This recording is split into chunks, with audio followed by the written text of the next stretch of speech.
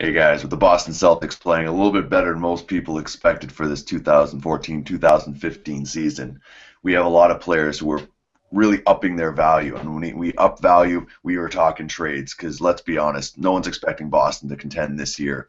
So myself, Phil Boileau, is now joined by Justin Rowan for another episode of Phil in the Trade, where today we're going to focus on those same Boston Celtics and maybe some of those players who have upped their value and now can bring back a nice handsome ransom. Justin, when you're looking at Boston, we're looking at talent all over the board but it's some more fit players. I don't know beyond Rondo if we see a lot of blue chip players. Who out there do you think can get them some value and also help another team while doing so? Well, I think the most important thing to remember with the Boston Celtics is while they do have a lot of talented scorers, they're a fairly young team. So you got to look off the bat at who's young, who could help them out, and who on their team probably has an expiry date that doesn't align with the rest of the players. And the first guy that stands out to me would be Jeff Green. He's a versatile forward that can either play at small forward or power forward. He's a big, strong guy, good defender, shooter, but he's also someone that might be able to yield them a good young piece in return. So when I look at Jeff Green, the trade that comes to mind quicker than anything is trading him to Toronto, who's looking to make a move now. And here's the idea that I came up with. If you move Jeff Green to Toronto for Terrence Ross and Landry Fields, obviously Landry Fields is a little bit of salary filler there. Terrence Ross, a good small forward, but he's might not be able to help Toronto contribute to a playoff run as much as Jeff Green could at this time. So really, Toronto gains a better defender on the perimeter, someone that's versatile that can allow them to go small ball as well. I mean, they can put James Johnson at the small forward, Jonas at center, and Jeff Green at power forward at certain looks if they like to go with a quicker, up-tempo, good defending roster. So that's the first idea that comes to mind when I think of the Boston Celtics.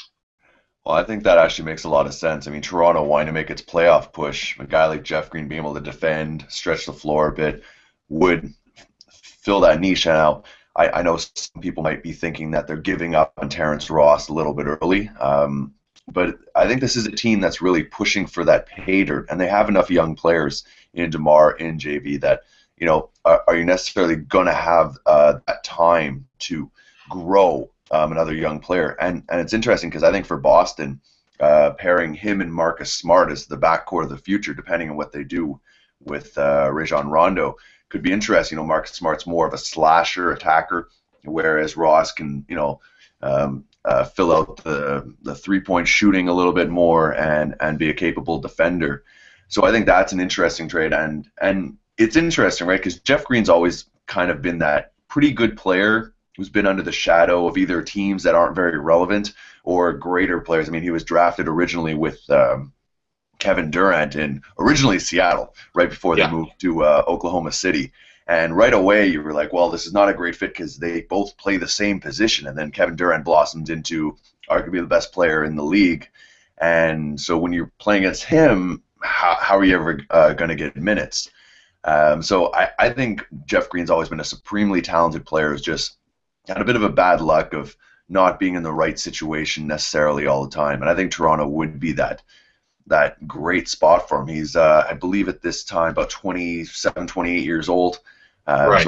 So just entering that nice prime. So he's a nice veteran piece at this point to play with Lowry and such. So I think that really would balance it out, and they could go small ball, play James Johnson with Jeff Green as a small, just as a 3-4, just playing forwards.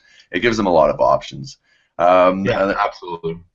The next guy we want to talk about, same team, we just aforementioned Rajon Rondo.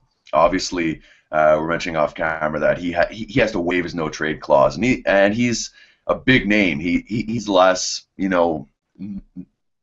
remarkable player from that big four with Kevin, with Garnett, Pierce, and Ray Allen. Now, if he was to get traded, what kind of a situation would it have to be for him to waive that no trade clause, and what's something that would make sense for him? Well, I mean, it would obviously need to be a contender. It needs to be someone with scoring options on the wing. It needs to be, like I said, a serious contender, and it's somewhere where he's got his spacing. He's able to find the open guys, probably a pick and roll big man, someone for him to work off of. We've seen him excel in those type of situations before in the past. So when you're looking at places that might work, the one that comes to mind is the Houston Rockets to me. Um, Here's an idea for a trade. You move Rondo to the Rockets along with Kelly Olynyk and James Young, so other young talent. In return, you get Patrick Beverly, capable defender, kind of pit bull mentality that Boston likes. Terrence Jones, terrific power forward, terrific young player that's got a lot of potential. Jason Terry comes back to Boston again, which I'm sure they wouldn't be too thrilled with that, but that's basically just salary filler at that point.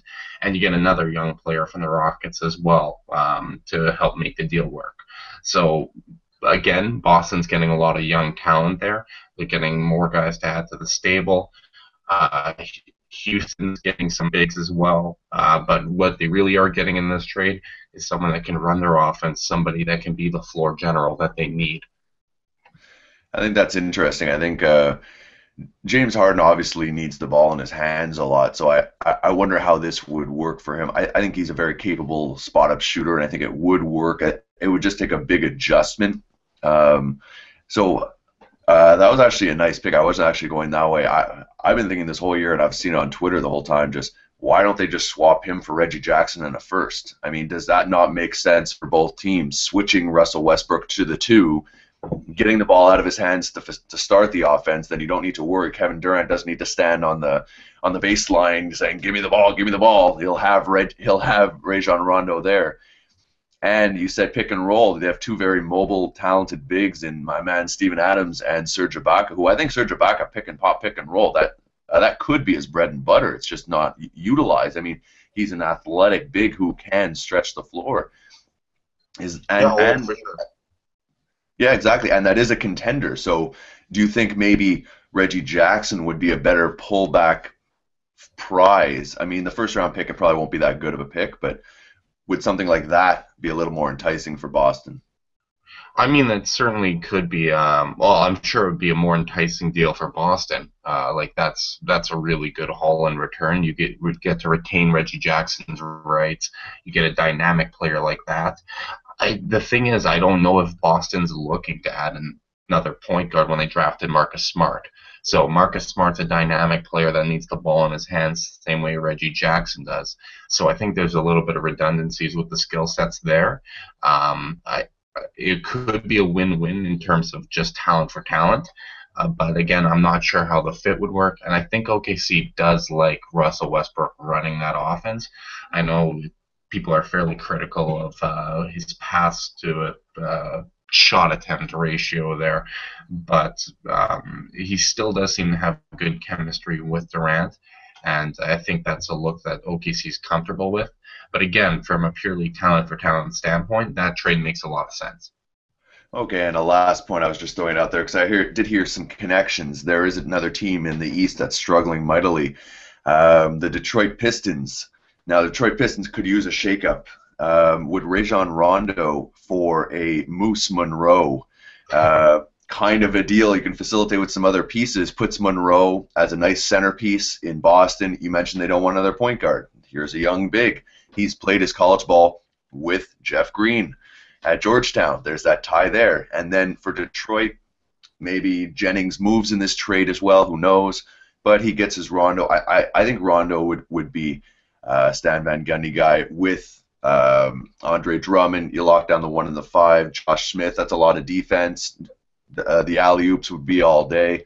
Do you think that's something that maybe, or do you think Detroit is not in that position right now that Rondo be willing to waive his no-trade clause for? Well, it's an interesting idea because Rondo and Josh Smith are actually really close friends. It's one of Rondo's only friends in the league. He's typically not the most friendly player. As far as Rondo's fit in Detroit, typically what Stan Van Gundy likes to do is have a big man in the middle and surround him with 4 shooters. That's what we saw in Orlando. That's So if he's able to kind of find a way working around the fact that Rondo doesn't have a jump shot and currently is having, I think, the fourth worst shooting season out of any NBA player ever right now, if they can find a way around that, then it might be something that would work. Maybe the friendship with Josh Smith will be enough for Rondo to overlook the fact that they aren't a contender.